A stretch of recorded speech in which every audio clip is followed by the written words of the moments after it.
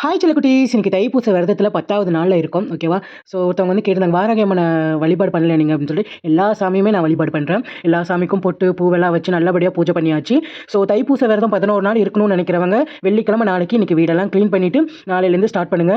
இந்த தைப்பூச திருநாள்ல வந்துட்டு குழந்தை பாக்கியம் இல்லாதவங்க, குழந்தை பாக்கியம் வேணும்னு நினைக்கிறவங்க, கண்டிப்பா முருகர வேண்டுனா நல்லதே நடக்கும் அப்படின்னு சொல்லி நெறைய பேர் சொல்றாங்க. குழந்தை பாக்கியம், குழந்தை வேணும் அப்படின்னு நினைக்கிறவங்க, உங்களால முடிஞ்ச நாள் வரைக்கும் விரதம் இருங்க. 11 நாள் இருங்க, இல்ல 6 நாள் இருங்க, இல்ல 3 நாள் இருங்க.